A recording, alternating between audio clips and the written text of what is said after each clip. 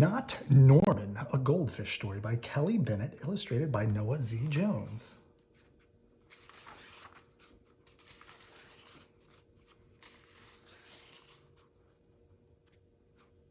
When I got Norman, I didn't want to keep him.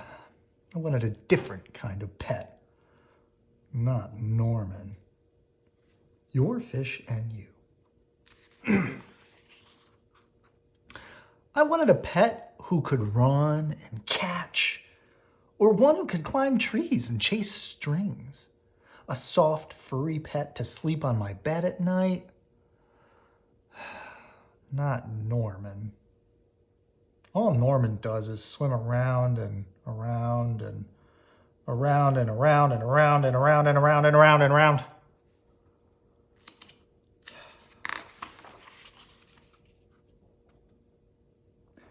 This is it, Norman, I decided. I'm trading you for a good pet. Norman doesn't move. Not even a fin twitches. How can I trade him in like this? No one will want a sorry-looking fish in a gunky bowl. When I drop Norman into his nice, clean bowl, he starts dipping and flipping and flapping his fins around. He looks so goofy, I have to laugh. Don't think that just because you made me laugh, I'm going to keep you, I tell him. Tomorrow, you're out of here. Norman blows a stream of bubbles. The next day, I take Norman to school with me. If I talk him up real good during show and tell, maybe someone will want him. On the way there, I see my friend Austin. Austin has a real cool dog and 7 puppies. "Wanna swap one of your puppies for Norman?" I ask. "Who's Norman?" asks Austin. My goldfish," I say. By the time I rescue Norman, half of his water is gone. "I'm sorry," I tell Norman. When we get to school, "I'm really sorry."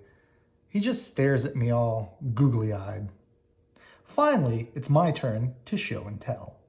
And just as I start to talk about goldfish, Emily shouts, "Jenny's gone! Who let my snake loose?" Norman, one amazing fish. That's what it says.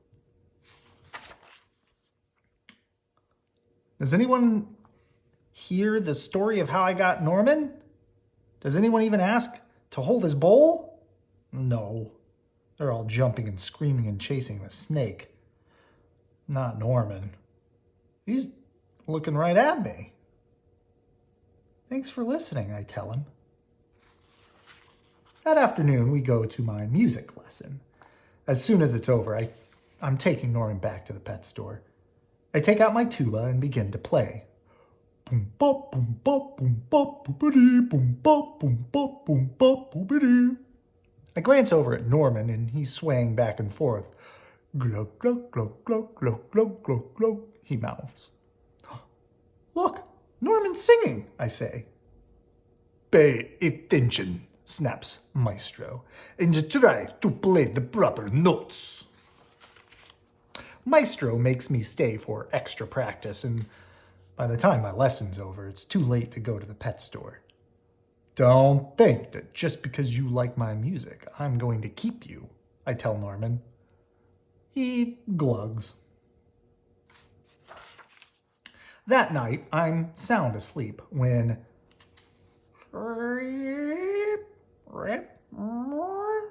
What's that noise?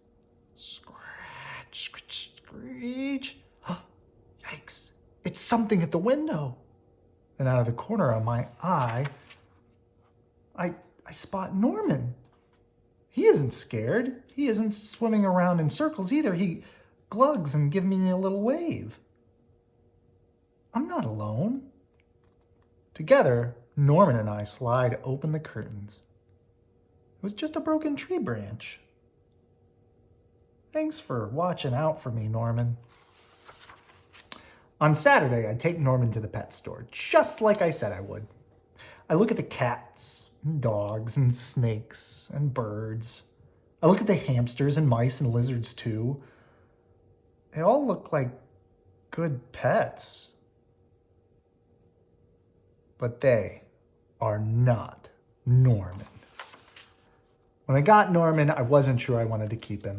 But now, even if I could pick any pet in the whole world, I wouldn't trade him. Not Norman. Norman, one amazing fish.